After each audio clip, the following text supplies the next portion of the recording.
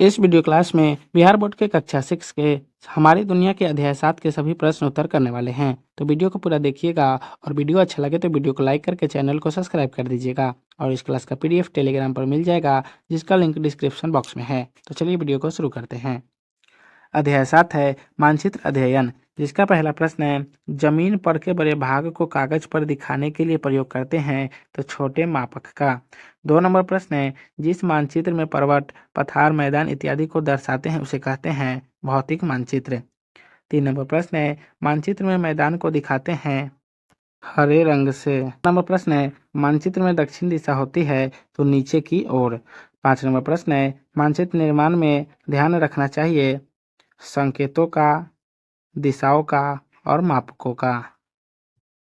2 number प्रश्न है, बताइए का पहला प्रश्न है, चित्र एवं मानचित्र में क्या अंतर है। तो इसका उत्तर होगा, चित्रों में आमतौर पर चीजें वैसे ही बनाई जाती है जैसे वह दिखती है, परंतु मानचित्र में चीजों को चिन्ह या संकेत के रूप में दिखाई जाती है।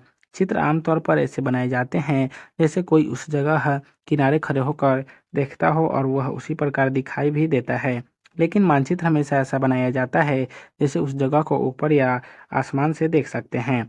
चित्र में मापक या स्केल का उपयोग नहीं होता, परंतु मानचित्र में मापक स्केल का उपयोग किया जाता है। इस प्रकार चित्र और मानचित्र में यही आधारभूत अंतर पाया जाता है। 2 नंबर प्रश्न है, अगर आपको विश्व का मानचित्र बनाना हो तो किन किन बातों का ध्यान रखना होगा। तो इसका उत्तर होगा, मानचित्र बनाना हो तो निम्न बातों का ध्यान में रखकर बना सकते हैं।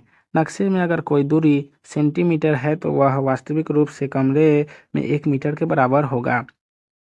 1 सेंटीमीटर बराबर 1 मीटर, जिसमें पता किया जा सकता है कि नक्शे में जो दूरी है वह वास्तव में कितनी दूरी के बराबर है। इस प्रकार हम मानचित्र को छोटा बड़ा कर सकते हैं। जितना बड़ा मानचित्र बनाना होता है, पैमाने का निर्धारण भी उसी प्रकार करते हैं। मानचित्र में दिशा सूचक रेखा बनाई जाती है। जैसे मानचित्र से हमें बहुत अधिक जानकारी प्राप्त होती है, मानचित्र में दी गई सूचनाओं के आधार पर उनका नामकरण किया जाता है। जलवायु मानचित्र, वनस्पति मानचित्र, जनसंख्या मानचित्र, वर्षा मानचित्र, उद्योग मानचित्र आदि नक्शे में रंगों एवं चिन्हों की सहायता से हमें वहां की जानकारी प्राप्त करने में सहायता होती है। जैसे जलाशय नीला रंग, पर्वत भूरा रंग, पठार पीला रंग, मैदान हरा रंग। इस प्रकार हम उपयुक्त इन सभी बातों को ध्यान में रखकर विश्व का मानचित्र बना सकते हैं। 3 नंबर प्रश्न है, मानचित्र में इस्तेमाल किए गए रंग किसके प्रतीक हैं। तो इसका उत्तर होगा, मानचित्र में जलाशय नीले रंग का प्रतीक है, पर्वत भूरा रंग का प्रतीक है, पठार पीला रंग और मैदान हरा रंग का प्रतीक है। 4 नंबर प्रश्न है, मानचित्र के कितने प्रकार हैं। तो इसका उत्तर होगा, मानचित्र के निम्न प्रकार के होते हैं, पर्वत पठारों मैदानों नदियों महासागरों आदि को दर्शाते हैं। गांव शहर राज्य देश एवं विश्व के विभिन्न देशों तथा उनकी सीमाओं को दर्शाने वाले मानचित्र राजनीतिक मानचित्र कहलाते हैं। इन मानचित्रों में दी गई सूचनाओं के आधार पर उनका नामकरण किया जाता है, जैसे जलवायु मानचित्र, वनस्पति मानचित्र, जनसंख्या मानचित्र, वर्षा मानचित्र, उद्योग मानचित्र आदि। 5 नंबर प्रश्न है, मानचित्र में दिशाओं का निर्धारण कैसे करते हैं। तो इसका उत्तर होगा, मानचित्र में दिशाओं का निर्धारण दिशा सूचक रेखा के द्वारा किया जाता है। मानचित्र में उत्तर दिशाओं जो ऊपर की ओर है उसे उत्तर दिशा सूचक रेखा के माध्यम से दिखाई जाती है, जिससे उत्तर की ओर चिन्ह को दर्शाया जाता है। पाठ के महत्वपूर्ण प्रश्नोत्तर का पहला प्रश्न है, निम्नलिखित नक्शे के लिए उपयुक्त रंग के साथ मिलाएं।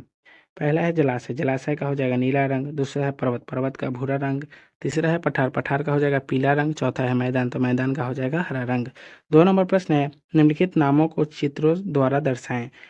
क में है रेलवे लाइन, ख में है पक्की सड़क, ग में है कच्ची सड़क, भ में है राज्य की सीमा, और अंग में है अंतर्राष्ट्रीय सीमा, और च में है जिला की सीमा। तो आज की इस वीडियो क्लास को यहीं समाप्त करते हैं, फिर मिलेंगे नेक्स्ट वीडियो में। तो आप सभी को वीडियो देखने के लिए बहुत बहुत धन्यवाद।